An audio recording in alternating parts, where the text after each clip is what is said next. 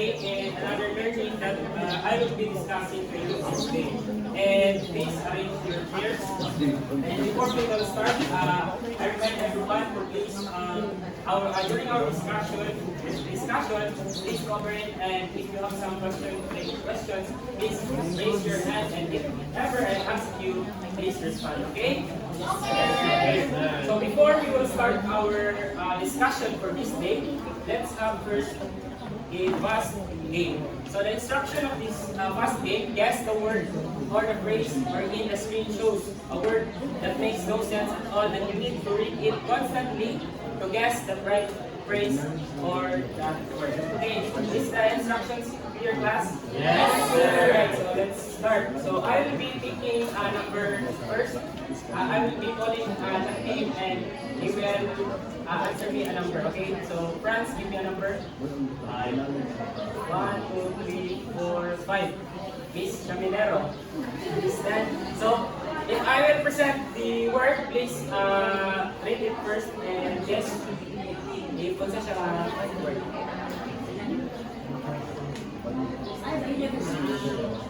Alright, let's check. Okay, you got the correct answer. So, number 8.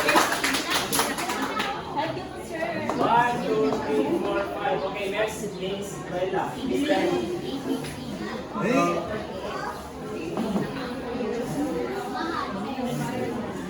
Let's check. Okay, that's correct.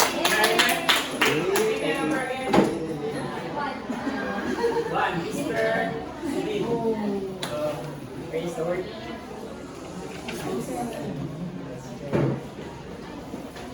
Right, that's great. Ecosystem. So number again. 3. 1, 2, 3. Raise the word.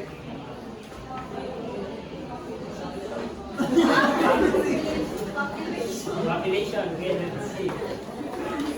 Okay, correct. That is population. Okay, number again.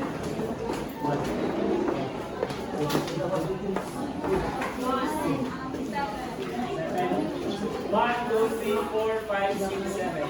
Now, Miss Argelius, please stand.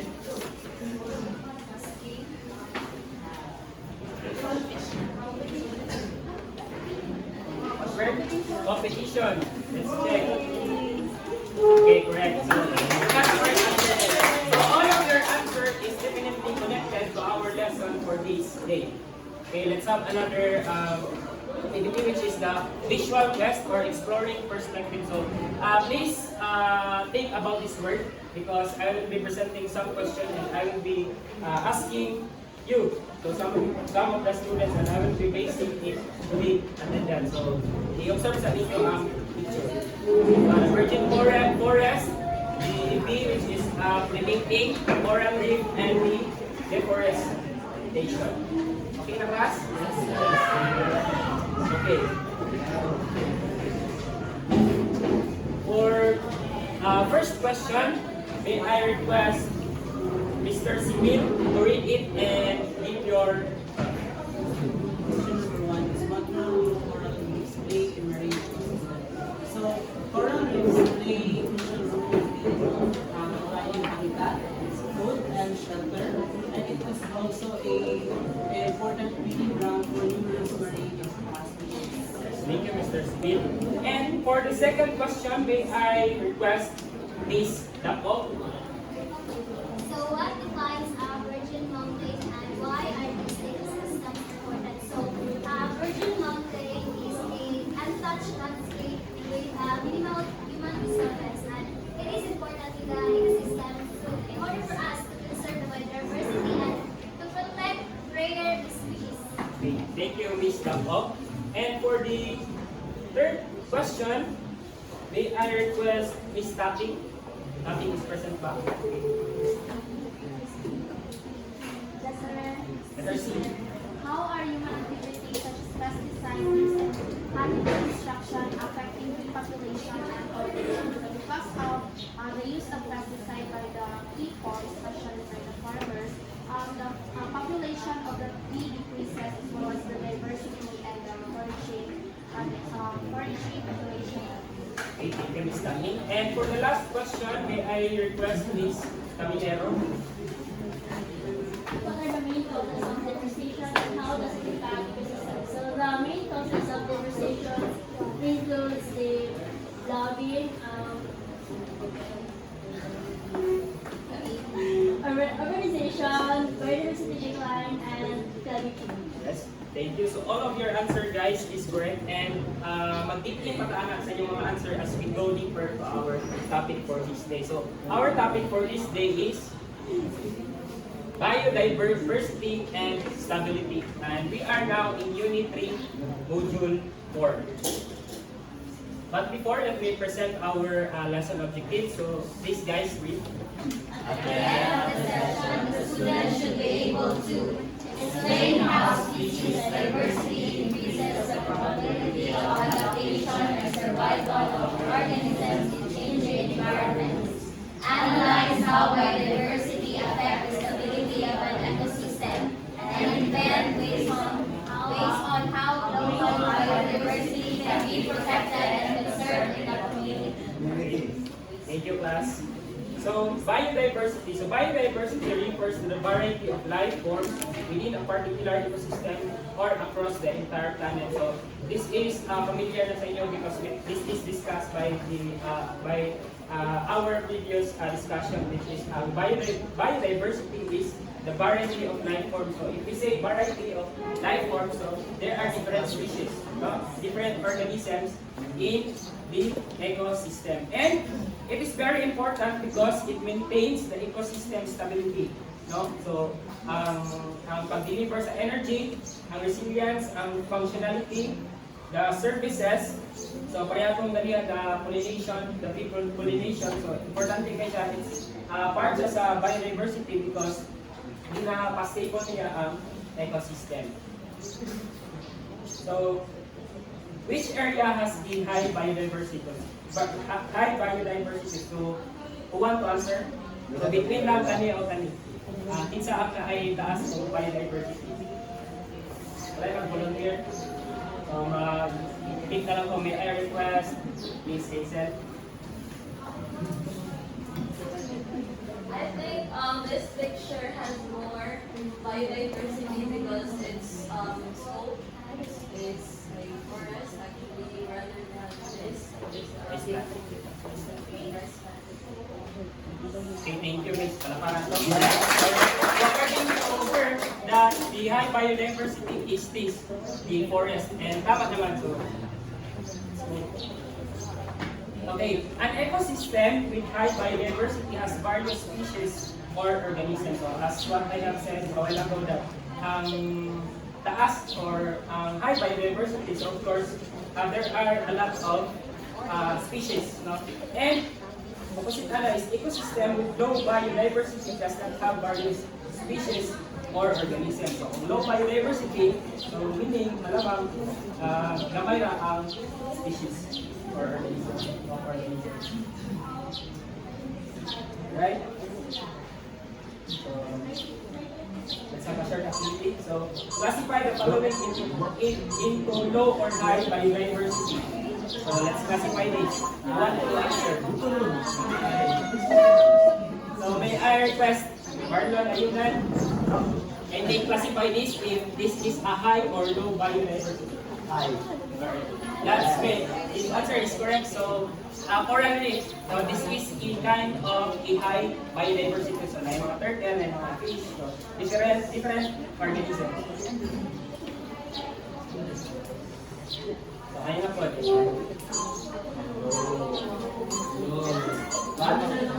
Okay, so low biodiversity. So, corn plantation, rice plantation, and coconut.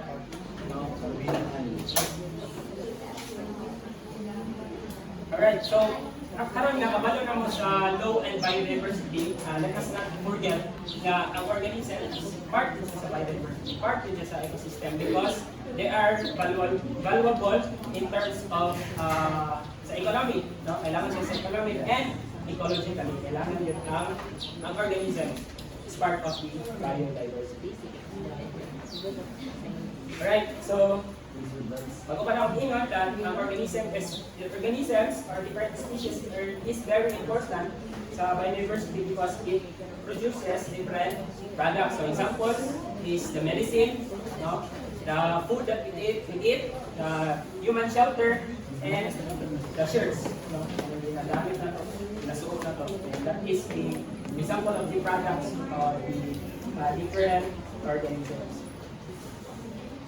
So next, so important in maintaining balance in the ecosystem. So in different organisms or species, so nakit siya ay kanya-kanya na role sa ecosystem because ina-balance niya ang ecosystem. So spread sa energy, so nga na siya. And that is the importance of the organisms.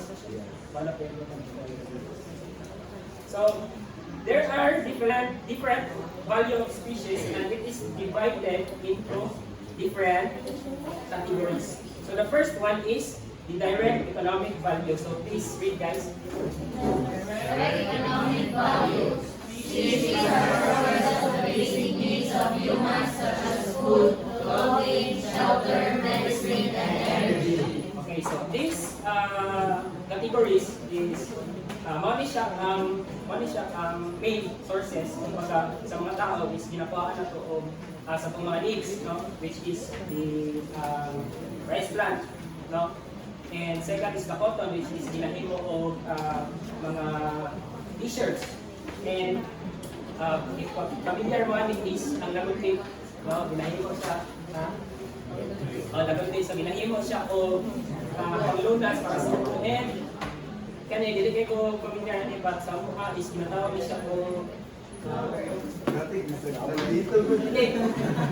chichirika. Hindi ko sure but this is a chichirika. Dili ko familiar sa iyang specific na tambal o asa siya tambal ba ginagamit ko siya as medicine, as herbal.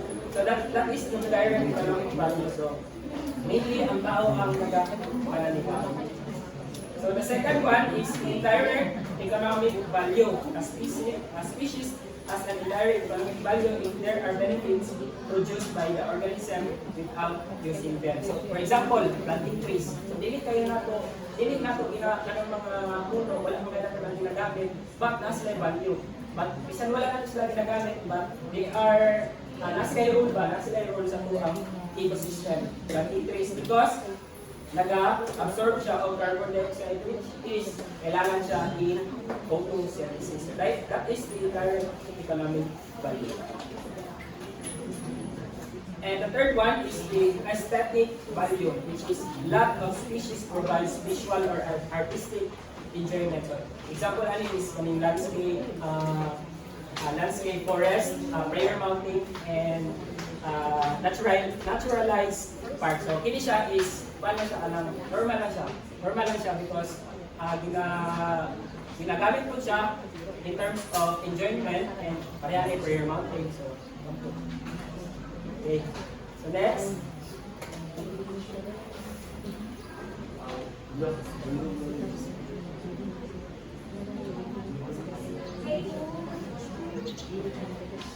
Okay, supposed to be we will have an activity on a group activity, but then I have wala ko gamit. So I will be presenting a video about the video using the Jenga blocks and try to observe because I have some following questions later.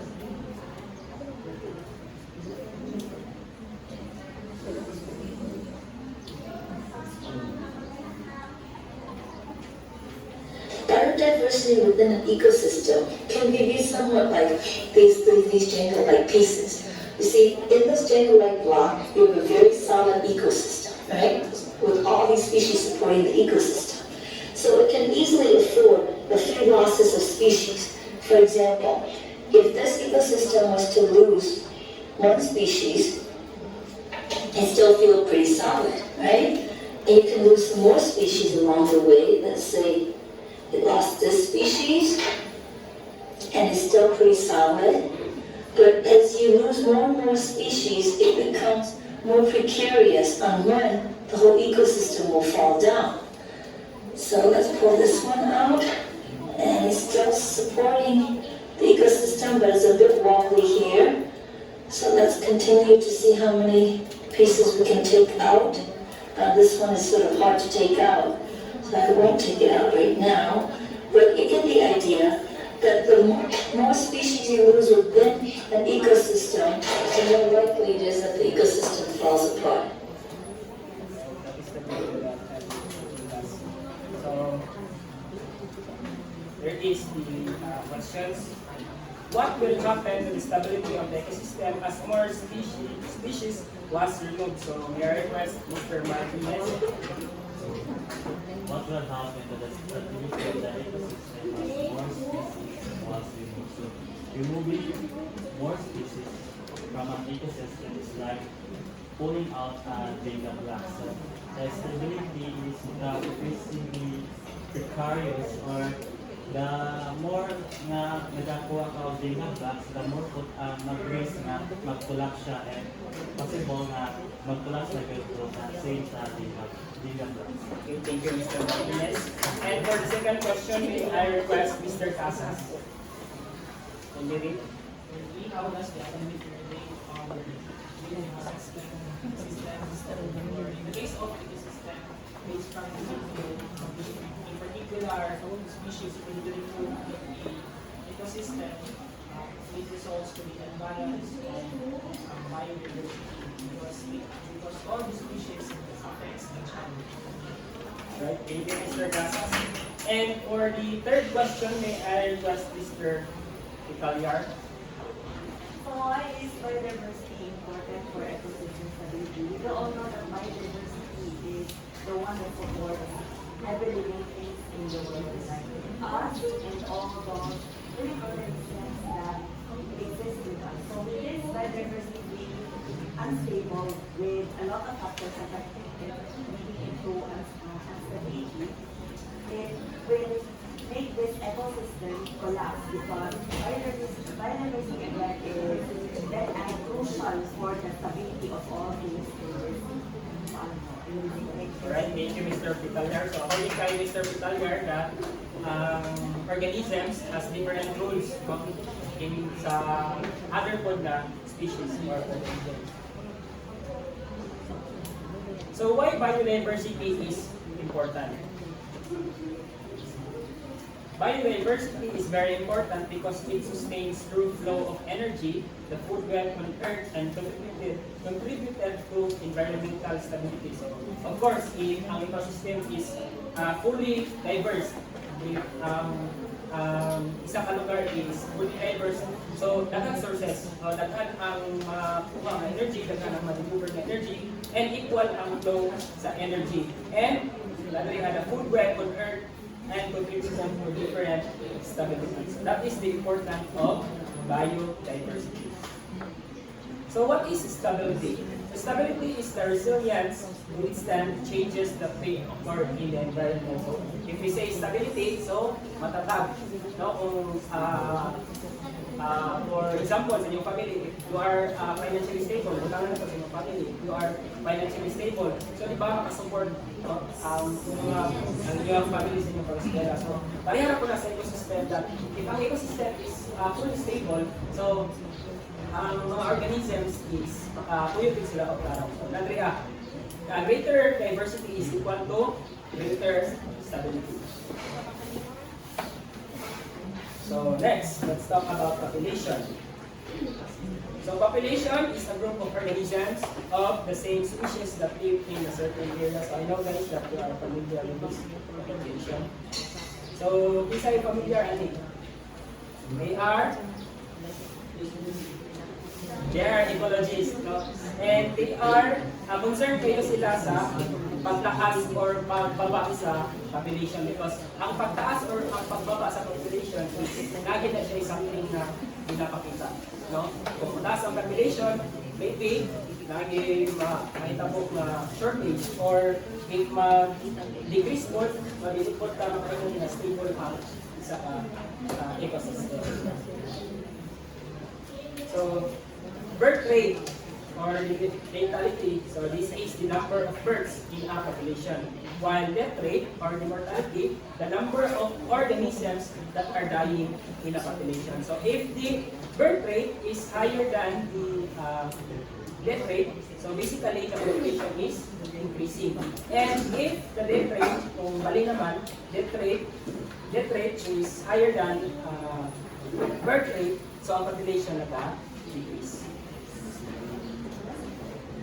So population density refers to the number of organisms or per unit area. So that is the population density. So for example, there are many organisms crowded. So if ang population density is nakataas na, no, populated na kayo, there are many organisms are crowded in a certain area. So there are few organisms in that area. So baba po ang uban na organisms. So next, so the limiting factor. These are the limiting factor. It stops a population from continuously growing larger. So, hopefully siya ang hindi ko na tumatawag hindrance back the reason why ang population is nag-stop o increase. So, the first is density independent limiting factor, which is ang mga calamities. For example, the flood, the earthquake, the fire. So, mali siya ang usa sa mga limiting factor na mag-decrease or mag-stop ang growth sa population. Even ang sun rays or ang temperature. And the last thing is ang lagging human activity. So, mali siya ang mga reasons why species or organisms is nag-stop ang pag-increase. If we say density naman, density dependent limiting factors, this is the varying capacity. So, carrying capacity, the maximum number or organisms that an environment can support. So, ang limit lang sa isa ka, ang carrying capacity, from the word capacity, so ang iyahan lang kapasidad.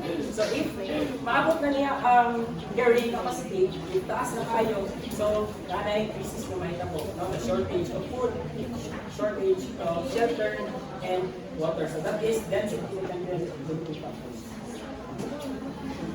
Now, let's talk about carrying capacity. So, bago na yung carrying capacity, ang isa ka ecosystem is mag-agi pa siya kung rapid growth sa population. And, naigo ang klase, if we say exponential growth, as we have observed, no, ang shape niya is pa-J. So, ang meaning anak is unlimited sources. That is the exponential growth. And opposite po na lang is ang logistic growth, which is, makita na to sa diagram na S shape. So, naa siya limit. So, dali lang siya tama. So, naabot na niya ang carrying capacity. So, that is carrying capacity, the exponential growth, and the logistic growth.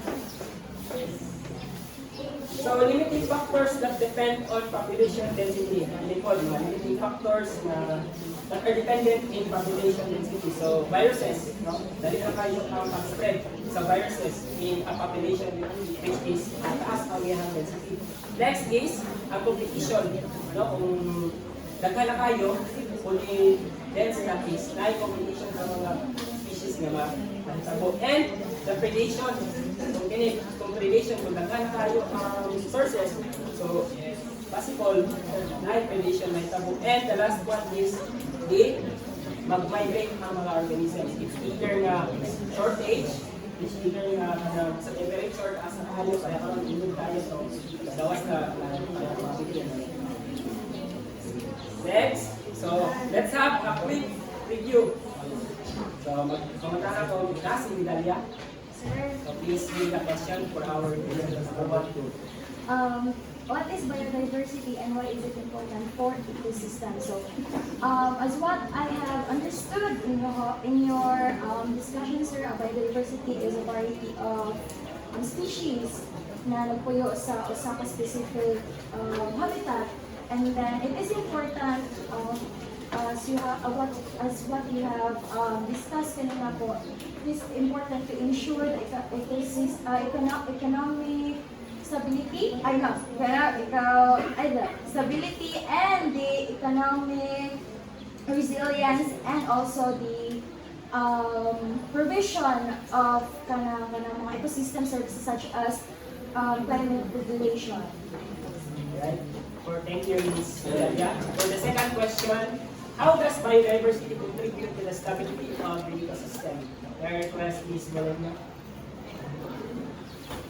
How does biodiversity contribute to the it's very similar with Ms. Minda's answer. What I have learned is biodiversity enhances the resilience and adaptability of ecosystem by providing a variety of species and with different rules and maintain ecosystem. Thank you, Ms. Colenio. And for the last question, as our review, what have you learned from the lesson we discussed today? So, may I request Ms. Miranda? Please answer. So the lesson today stressed the vital connection between ecosystem stability and biodiversity, which emphasizes the importance of the species and how species richness supports the ecosystem, showing ecosystem resilience and functionality. Right, thank you, Ms. Miranda. So let us not forget and let's remember that it is our duty as humans to ensure that the ecology remains clean and in good condition. So as science educators, in order natin makontribute sa ating society and to make our ecosystem, our environment stable, so let us be obliged, let us be responsible to keep our environment clean and in good condition. So, can we get one more sheet of paper, class? We will have the short quiz. Yes, class. For number 1, okay, one. And for the last number, okay, that class. Okay, can you pass your papers?